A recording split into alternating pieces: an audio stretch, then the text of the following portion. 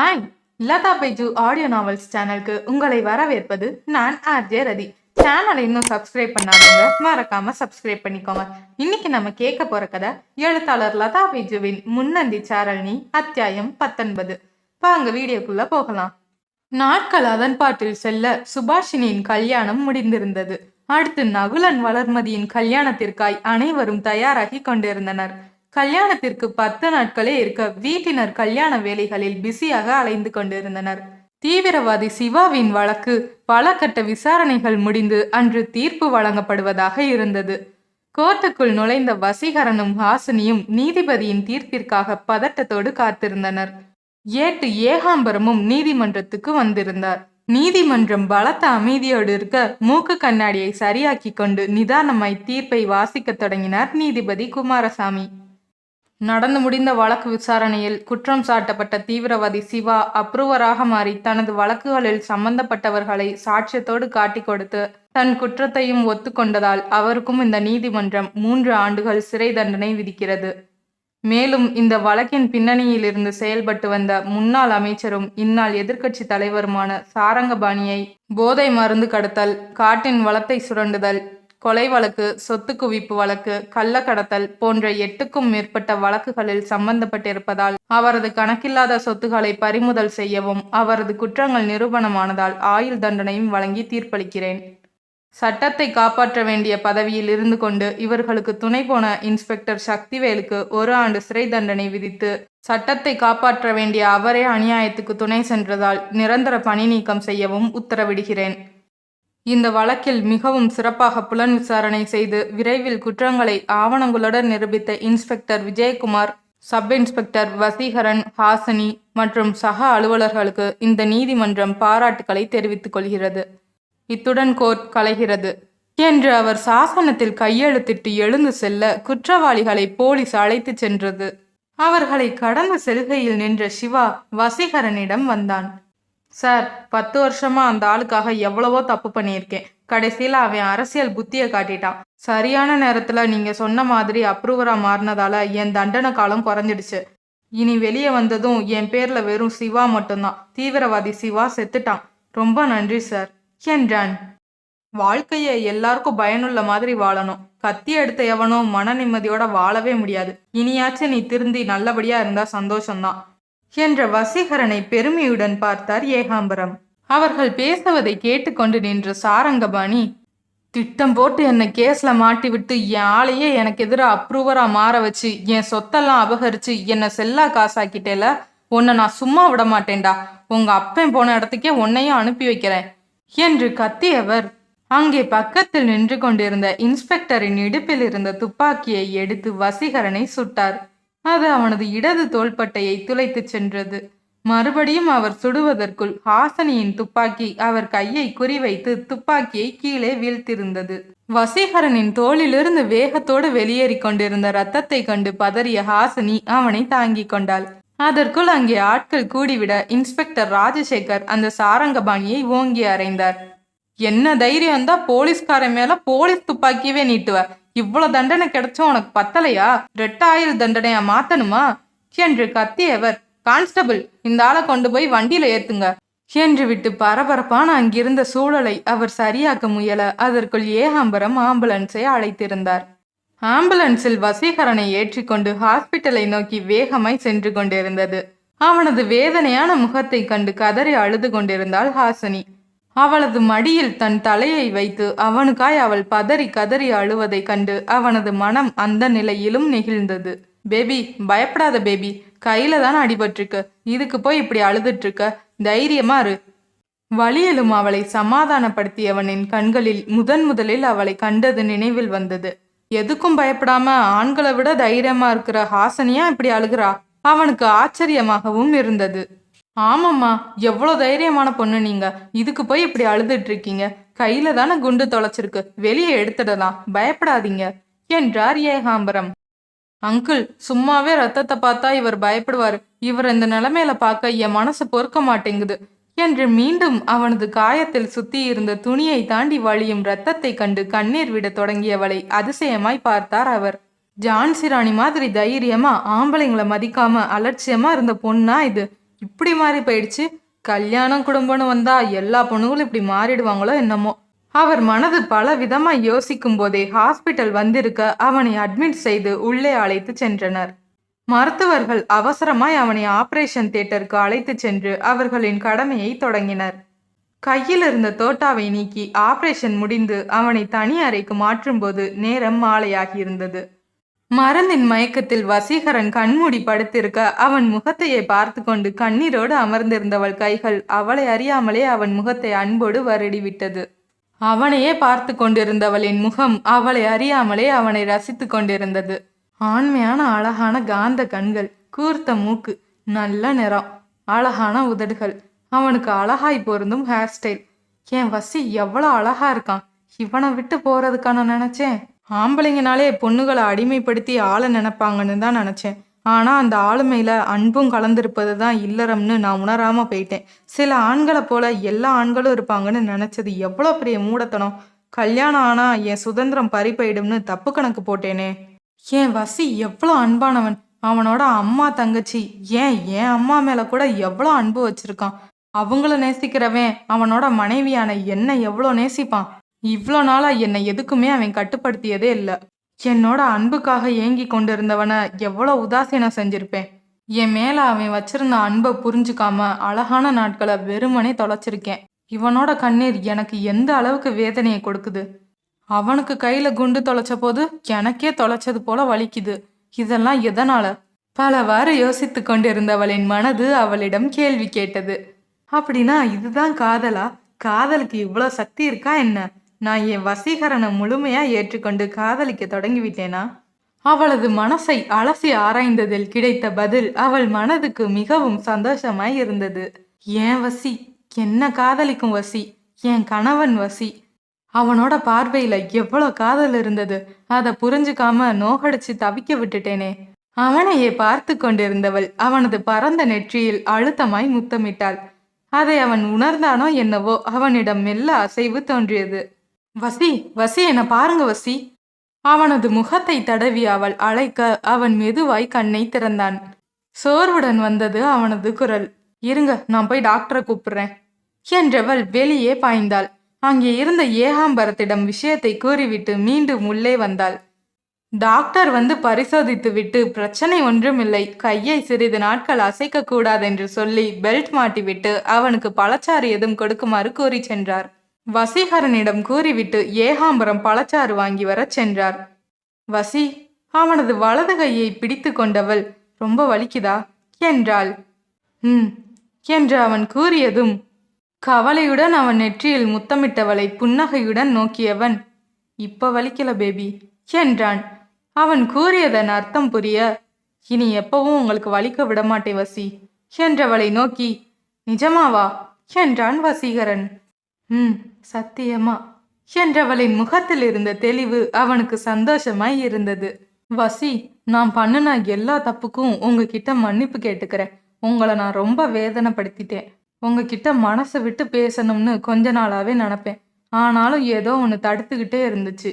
இன்னைக்கு தான் என் மனசை நானே புரிஞ்சுக்கிட்டேன். சாரி வசி என்று மீண்டும் சாரி சொல்லி கொண்டு இருந்தவளை தடுத்தவன், சாரி சொன்னது போதும் பேபி. நீ புரியாம சில விஷயங்களை செஞ்சாலும் உனக்குள்ள நான் எப்பவோ வந்துட்டேன்னு எனக்கு புரிஞ்சிருச்சு.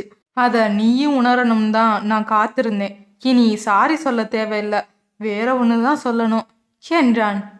வேறையா? என்ன வசி? அப்பாவியாய் கேட்டவளை அருகில் இழுத்தவன், ஐ லவ் யூ பேபி என்றான்.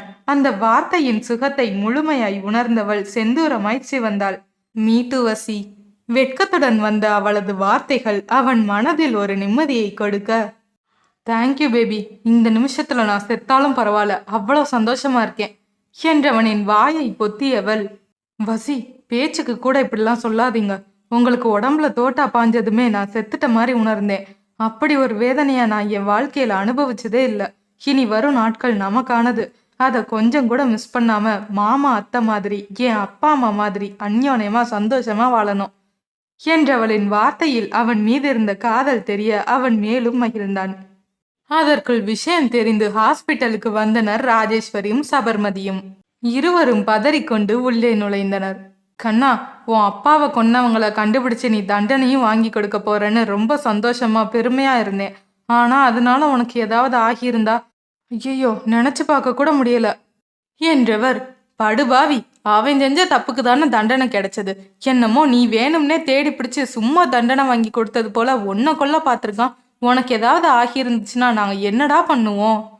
கதறிய அன்னையின் கையை ஆறுதலாய் பிடித்து கொண்ட வசீகரன், மா அதான் எனக்கு ஒன்றும் ஆகலையே, பயப்படாதீங்கம்மா. உண்மை ரொம்ப நாள் ஒளிஞ்சு கிடக்கலாம், ஆனா ஒரு நாள் வெளிச்சத்துக்கு வராம இருக்காது. எனக்கு இப்ப எவ்வளோ சந்தோஷமா இருக்கு தெரியுமாமா? அப்பா என் கூடவே இருந்து என்னை வாழ்த்துற மாதிரி இருக்கு. அவர் எனக்கு எதுவும் ஆகாம என்னை பார்த்துக்குவார். நீங்க தைரியமா இருங்கம்மா என்றான். இப்போதான் நம்ம குடும்பம் ஒன்று சேர்ந்து வளர்மதியோட கல்யாணத்தை சந்தோஷமா எதிர்பார்த்துட்டு இருக்கும்போது உங்களுக்கு இப்படி ஆயிடுச்சே மாப்பிள்ள. தோள்பட்டையில பட்ட தோட்டா கொஞ்சம் கீழே நெஞ்சில பட்டிருந்தா என்ன ஆயிருக்கும் நினைச்சு பார்க்கவே முடியல என்று தலையை குலுக்கி கொண்ட ராஜேஸ்வரி, உங்களுக்கு ஏதாச்சும் ஆயிருந்தா எங்களுக்குன்னு யார் இருக்கா? நம்ம குடும்பத்தோட ஒரே ஆண் துணை சந்தோஷம் எல்லாம் நீங்க தான். உங்களையும் இழக்க நாங்க விரும்பல. பேசாம அந்த ஆபத்தான போலீஸ் அதிகாரி பதவியை 2 பேரும் ராஜினாமா பண்ணிட்டு நம்ம தொழிலை எடுத்து நடத்துங்களேன் என்று வருத்தத்தோடு தொடங்கி வேண்டுதலாய் முடித்தார். அவர்களின் மனதில் உள்ள அன்புதான் வார்த்தையாய் வெளிப்படுகிறது என்பதை உணர்ந்த வசீகரன் மென்மையாய் சிரித்தான். ஹாசினியோ அத்தையும் அன்னையும் தன் கணவன் மேல் வைத்திருக்கும் அன்பை கண்டு பிரமிப்புடன் அவர்கள் பேசுவதை வேடிக்கை பார்த்து கொண்டிருந்தாள். அத்தை, நீங்க சொல்ற போல ஒவ்வொரு போலீஸும் நினைச்சிட்டா நம்ம நாட்டோட நிலைமை என்ன ஆகுறது? எல்லாரோட உயிரும் பெருசு தானே. விருப்பம் இல்லாம தான் இந்த துறையில நான் அடியெடுத்து வச்சேன். ஆனா இப்ப என் மனசு ரொம்ப நிறைவா இருக்கு. நியாயம் கிடைக்காம இருக்கிற நம்ம பொதுமக்களுக்கு என்னால முடிஞ்சதை செய்யணும்னு நினைக்கிறேன். I love my profession. நீங்களும் நான் சொல்றத புரிஞ்சுக்குவீங்கன்னு நினைக்கிறேன் என்று உணர்ச்சிகரமாய் பேசி முடித்தான். அவன் கூறியதிலிருந்த உண்மையும் அவன் கண்களில் தெரிந்த உறுதியும் அவர்கள் மூவருக்கும் ஒரு நம்பிக்கையை கொடுக்க ஹாசினி கைத்தட்டி விட்டு வசீகரனிடம் கையை நீட்டினாள். ஒரு சக அதிகாரியா உங்க எண்ணத்தை நான் ரொம்ப பாராட்டுறேன். வசி, ஆபத்து எல்லா இடத்துலயும் தான் இருக்கு. அதுக்கு பயந்து ஒளிஞ்சுக்கிட்டு இருக்காம துணிஞ்சு இறங்கணும். என்னோட பாலிசியும் இதுதான். ஒரு சாதாரண போலீஸ்காரனா உங்களை பார்த்த போது இருந்த வசீகரனுக்கும் இப்ப இப்படி பேசிட்டு இருக்க போலீஸ் அதிகாரி வசீகரனுக்கும் ரொம்ப வித்தியாசம் இருக்கு. உங்க மனைவியா உங்களை நினைச்சு நான் ரொம்ப பெருமைப்படுறேன் என்று அவனது கையை குலுக்கியவளின் குரல் நெகிழ்ந்திருந்தது. வசீகரனின் வார்த்தைகளும் அவனுக்கு பெரிய காயம் ஒன்றுமில்லை என்று டாக்டர்கள் கூறியது அறிந்ததும் இருவரும் முழுவதும் சமாதானமாகி விட்டனர். ஏமா எங்களுக்கு உடனே கூப்பிட்டு விஷயத்த சொல்லலாம்? ஆபரேஷன் முடிஞ்சு வார்டுக்கு மாத்தின பிறகு கூப்பிட்டு சொல்ற என்று மகளை கடிந்து கொண்டார் ராஜேஸ்வரி. அவருக்கு குண்டடிப்பட்ட நேரத்துல எனக்கு என்ன பண்றதுன்னே தோணல மம்மி. ஆபரேஷன் முடிஞ்சு பிரச்சனை இல்லைன்னு டாக்டர் சொன்னதும் தான் எனக்கு உணர்வே வந்துச்சு. அப்புறம் முதல்ல உங்களை கூப்பிட்டு சொன்னா நீங்க 2 பேரும் ரொம்ப பதறி போயிடுவீங்கன்னு தெரியும். அதான் ஆபரேஷன் முடிஞ்சு மெதுவா சொன்னேன் என்று கூறியவளை அன்போடு பார்த்தார் சபர்மதி. அவளது பேச்சில் வசீகரனின் மீதும் அவர்கள் மீதும் அவள் வைத்திருந்த அன்பும் அக்கறையுமே வெளிப்பட்டது. அதற்குள் ஏகாம்பரம் ஜூஸ் வாங்கி வந்து கொடுக்கவும் வசீகரனின் வாயில் சிறிது சிறிதாக குடிக்க கொடுத்தாள் ஹாசினி. அவளை காதலுடன் பருகி கொண்டே அதை குடித்து கொண்டிருந்தான் வசீகரன். அவனது பார்வையில் வெட்கினாலும் பெரியவர்கள் முன்னால் இயல்பாய் காட்டிக்கொண்டாள் ஹாசினி. கோர்ட்டில் நடந்த விஷயங்களை பற்றி சிறிது நேரம் பொதுவாய் பேசிக் கொண்டிருந்து விட்டு ஏகாம்பரத்திடம் சுபாஷினியை பற்றி விசாரித்தார் சபர்மதி. அண்ணே, சுபாஷினி மறு வீட்டுக்கு எப்போ வர்றா? இன்னைக்கு சாயந்தரம் வந்துடுவாமா. 2 நாள் இருந்துட்டு தான் போவாங்க. அப்படியா? வளர் கல்யாணத்துக்கு மாப்பிள்ளையோட வந்துடுவாதானே? கண்டிப்பா வருவா. மாப்பிள்ளை கிட்ட கண்டிப்பா கூப்பிட்டு வரணும்னு நானும் சொல்லிடுறேன், போதுமா என்று சிரித்தவர், சரிம்மா நான் வீட்டுக்கு போகட்டுமா? கொஞ்சம் ஜாமான்லாம் வாங்க போகணும்னு ஜானு சொல்லிட்டு இருந்தா. சுபா வர்றதுக்குள்ள போயிட்டு வரணும். இங்க வேற ஏதாவது தேவை இருக்கா என்று வசீகரனை பார்த்தார். இல்ல சார், நீங்க கிளம்புங்க. இவ்வளோ நேரம் எங்களுக்காக இருந்ததே பெரிய விஷயம். மா, அத்தை, நீங்களும் வேணும்னா கிளம்புங்க. ஹாசினி இருக்கால்ல, பாத்துக்குவா என்றான் வசீகரன். சரிப்பா என்று ஏகாம்பரம் விடை பெறவும், ஹாசினி நீ போய் குளிச்சுட்டு ட்ரெஸ் மாத்திட்டு வந்து சாப்பிடுமா. உன் காக்கி ட்ரெஸ்ல அங்கங்க ரத்தம் வேற ஆகியிருக்கு. நீ சாப்பிட்டதும் நாங்க கிளம்புறோம் என்றார் சபர்மதி. சரி அத்தை என்றவள் அந்த அறையில் இருந்த பாத்ரூமிற்கு சென்று ஃப்ரெஷ் ஆகி அவர்கள் கொண்டு வந்திருந்த சுடிதாரை போட்டுக்கொண்டு வெளியே வந்தாள். நீங்களும் சாப்பிட்றீங்களா வசி? நான் ஊட்டி விடுறேன் என்றவள் அவன் குறும்பு புன்னகையுடன் தலையசைக்கவும் அருகில் அமர்ந்து அவனுக்கும் கொடுத்து தானும் சாப்பிட்டாள். மகளின் செய்கையில் மனம் நிறைந்தார் ராஜேஸ்வரி. நீங்க 2 பேரும் இப்படி ஒருத்தருக்கு ஒருத்தர் அனுசரணையா ஒரே மாதிரி குணத்தோட இருக்கிறத பார்க்க எவ்வளவு சந்தோஷமா இருக்கு தெரியுமா? உன் அப்பா இத பார்த்திருந்தா ரொம்ப சந்தோஷப்பட்டிருப்பாருமா. கண்கலங்கிய ராஜேஸ்வரியின் தோளில் ஆதரவாய் கை வைத்தார் சபர்மதி. அண்ணி, அண்ணனும் வசியோட அப்பாவும் இங்க இருந்து அவங்கள சந்தோஷமா பார்த்துட்டு தான் இருப்பாங்க. அவங்களோட ஆசையும் ஆதரவும் எப்பவும் இவங்களுக்கு துணை இருக்கும், கலங்காதீங்க என்றார். அவர்களின் பேச்சை கேட்டு மனம் நிறைந்து சிரித்தனர் சிறியவர்கள். சாப்பிட்டு முடித்ததும் எல்லாவற்றையும் எடுத்துக்கொண்டு சிறிது நேரத்தில் அவர்களும் கிளம்பி சென்றனர். வசீகரனுக்கு கையில் சற்று வலி அதிகம் இருந்ததால் டாக்டர் வலி நிவாரணி மாத்திரை கொடுக்க அதை போட்டுவிட்டு உறங்கத் தொடங்கினான். அவனுக்கு அருகில் முகத்தையே பார்த்து கொண்டு வெகு நேரம் அமர்ந்திருந்த ஹாசினி அவனது வலது கையை பிடித்து கொண்டு அப்படியே தலையை கட்டிலில் வைத்து உறங்கி போனாள். அதிகாலையில் விழிப்பு வரவே கண்ணை திறந்த வசீகரன் அமர்ந்த நிலையில் கட்டிலில் தலை வைத்து உறங்கிக் கொண்டிருந்த ஹாசினியை கண்டு நெகிழ்ந்தான். இளவரசி போல இருக்கிற ஹாசினி எனக்காண்டி இப்படி தூங்குறா, என் மேல இவ்வளோ காதலா? இப்பவாத உணர்ந்து கொண்டாளே கள்ளி என்று மெல்ல புன்னகைத்தவன் அவளது தலையை தடவி கொடுத்தான்.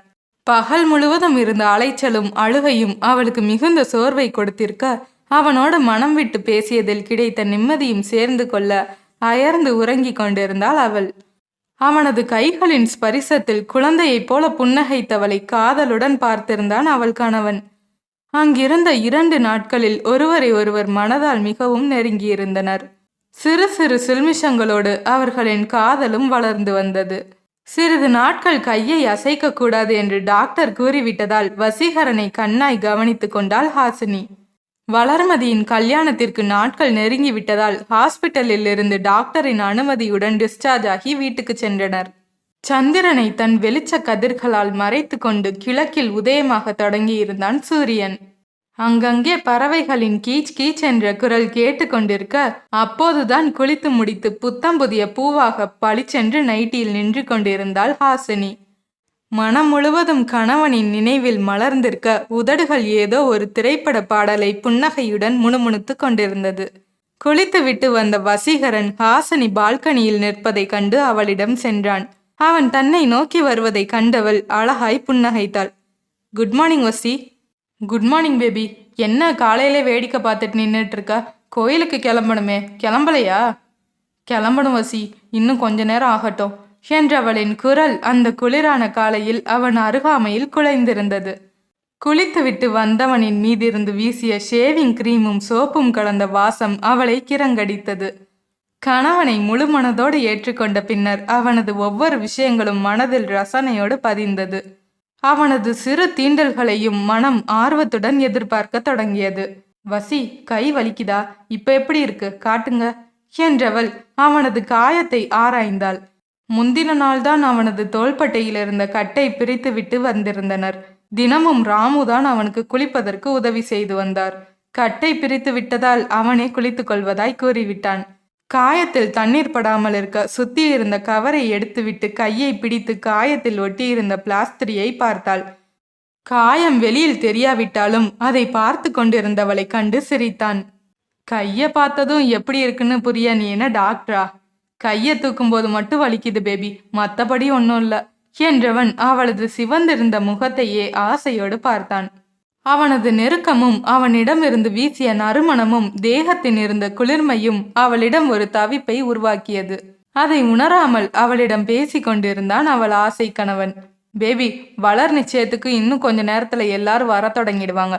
நிறைய வேலை இருக்கும். நாம சீக்கிரமே கோயிலுக்கு போய் பூஜை பண்ணிட்டு வந்துடுவோம் என்று பொறுப்புள்ள அண்ணனாய் அவள் மனம் புரியாமல் அவன் கூற, அவனையே கண்ணெடுக்காமல் நோக்கியவள் சிவந்த முகத்துடன் குறும்பாய் புன்னகைத்து திரும்பி நின்றாள். சும்மாவே இங்க முடியல, இதுல இவா வேற சிரிக்கிறாளே என்று மனதுக்குள் புலம்பிய வசீகரன் அவளது தோலை உரசி கொண்டு நின்றான். சிலுசிலுவென்ற குளிர்காற்றில் அவளது ஷாம்பு போட்ட கூந்தல் படபடத்து கொண்டிருக்க அவனுக்கும் மனது அலைப்பாய்ந்தது. இப்ப எதுக்கு இப்படி சிரிச்சு மனுஷனை உசுப்பேத்துற? அது சரி, சிரிக்கிறது ஒரு தப்பா? அப்படியே உசுப்பேத்திட்டா மட்டும் நீங்க என்ன பெருசா செஞ்சிட போறீங்க என்றவளை ஒரு மார்க்கமாய் பார்த்தான் அவன். ஏய் வேணாண்டி, இல்லைன்னா காலையிலே குளிர்து, சும்மா என்ன வெறுப்பேத்தாத, அப்புறம் ரணகலாம் ஆயிடும். பாரா சார் டீ எல்லாம் போட்டு பேசுறாரு. என்ன மீறி போனா ஒரு கிஸ் அடிப்பீங்க, வேற என்ன செய்ய போறீங்க இதுல பெருசா பேச்சு வேற, தள்ளுங்க என்று அவனை தள்ளிவிட்டு அறைக்குள் நுழைந்தவளை பின்னால் வந்து அணைத்தவன் அவளை அப்படியே தள்ளி கொண்டு போய் கட்டிலில் தள்ளி அவள் இதழ்களை சிறைப்பிடித்தான். அவனது தீண்டலுக்காய் ஏங்கிக் கொண்டிருந்தவள் அந்த இதழ் தீண்டலில் கரைந்து உருகி போனாள். அவனது சிகையில் அவளது விரல்கள் விளையாடி கொண்டிருக்க சத்தமில்லாத அந்த முத்தத்தின் நேரம் நீண்டு கொண்டே போனது. கண்கள் விரிந்து படபடக்க முகம் சிவந்து மூச்சிற்காக அவள் தவிப்பது தெரிந்து விடுவித்தவன் அவளது முகத்துக்கு நேரே முகம் வைத்து அவளையே பார்த்து கொண்டிருந்தான். என்னடி என் மாமே பொண்ணு, முழிய பாரு, முட்டை கண்ணி, அப்படியே ஒரு ஆளாக்கு கண்ணு இருக்க முடியும் உனக்கு, ஆளையே முழுங்குறது போல பார்க்க வேண்டியது. சரி, கையை இன்னும் கொஞ்சம் சரியாகட்டும்னு நானும் பொறுத்து போயிட்டு இருந்தா ரொம்ப தான் என்னை சீண்டி விடுற. அவன் பேசி கொண்டிருக்க அவள் பதில் கூறாமல் அந்த உணர்வில் இருந்து விடுபட முடியாமல் தவித்து கொண்டிருந்தாள். இந்த உதடி எவ்வளோ பேசுச்சு, எங்க இப்ப பேசடி பார்க்கலாம் என்று குறும்புடன் கூற அவள் நாணத்துடன் முகத்தை மூடிக்கொண்டாள். இங்க பாடுறா, உலக அதிசயமா என் பொண்டாட்டி வெக்கலாம் படுறா என்றவன் அவளது நெற்றியில் தனது விரலால் கோடு வரைந்து மூக்கு, வாய், காது, கழுத்து என்று பயணம் செய்ய அதில் கூசியவள் அவன் கைகளை மாற்றிவிட்டாள். ஏய் வேணாண்டா, கூச்சமா இருக்கு என்று சினுங்கினாள். என்னது டாவா? புருஷனை டான்னு சொல்லி கூப்பிடுவியா? ஆமாண்டா, என்னடா பண்ணுவ? எனக்கு பிடிச்சிருக்கு, ப்ளீஸ்டா நம்ம ரூம்ல மட்டும்டா என்று விடாமல் அவள் டா போட அவளது கொஞ்சல் அவனுக்கும் பிடிக்கவே சிரித்தவன், எனக்கு டா ஓகே தான், ஆனா அதுக்கு நீ ஒன்று பண்ண வேண்டியிருக்கும், பரவாயில்லையா? என்ன செய்யணும்னு சொல்லுடா. நீ ஒவ்வொரு தடவை டா போடும்போதும் எனக்கு ஒரு முத்தம் கொடுக்கணும். இந்த டீலிங் ஓகேன்னா உன் ஆசைப்படி நீ கூப்பிட்டுக்கலாம் என்றான் குறும்புடன். டீலிங் ஓகேடா என்றவள் அவன் கன்னத்தில் முத்தமிட்டு எழுந்து சென்றாள். எதிர்பாராமல் மனையால் முதலில் கொடுத்த முத்தத்தில் அவன் சிலிர்த்திருக்க அலமாரியை திறந்து ஒரு பெட்டியை எடுத்து வந்து அவனிடம் நீட்டினாள். என்ன பேபி இது? கட்டிலில் அமர்ந்து கேள்வி கேட்டவனின் அருகில் அமர்ந்தவள் சீரியஸாய் பேசத் தொடங்கினாள்.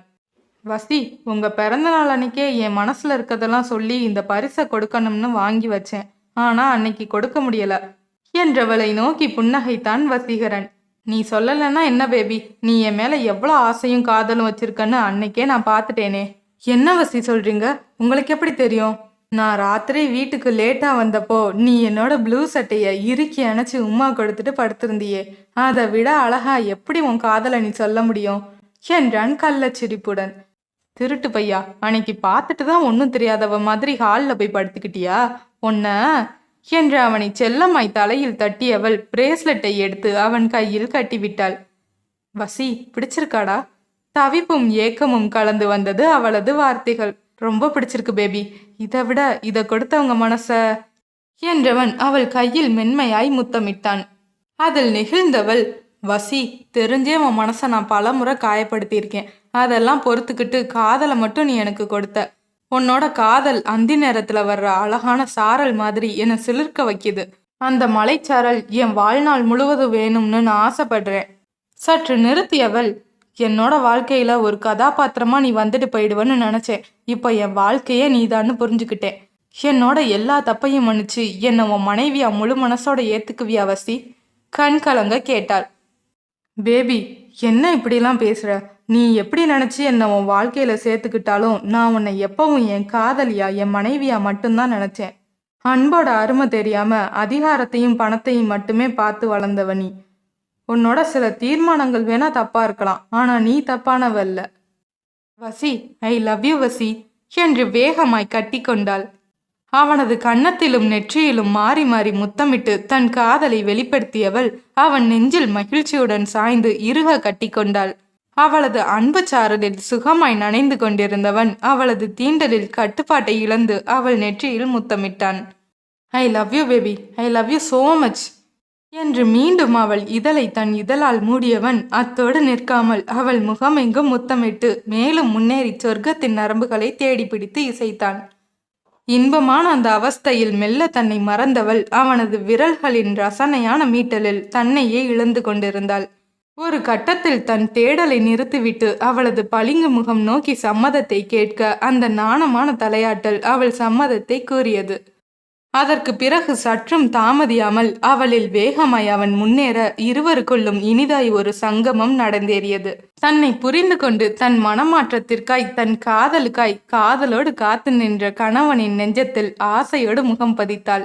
அவளது நெஞ்சத்தில் அவன் முகம் பதிக்கையில் இருந்த கூச்சம் அவனது நெஞ்சத்தில் அவள் சாய்ந்த போது முழுமையாய் போய்விட்டிருந்தது. என்ன ஃப்ரெண்ட்ஸ், இந்த எபிசோட் உங்களுக்கு பிடிச்சிருந்ததா? பிடிச்சிருந்தா இந்த வீடியோவை லைக் பண்ணுங்க. உங்க ஃபீட்பேக்கை காமெண்ட்ல சொல்லுங்க. இந்த மாதிரி ஆடியோ நாவல்ஸ் கேட்க விரும்புகிறவங்க ஃப்ரெண்ட்ஸ்க்கு மறக்காம ஷேர் பண்ணுங்க. நெக்ஸ்ட் எபிசோட் வர வரைக்கும் stay tuned with Latha Baiju audio novels. உங்களை அடுத்த எபிசோடில் சந்திக்க காத்திருக்கும் நான் ஆர்ஜே ரதி.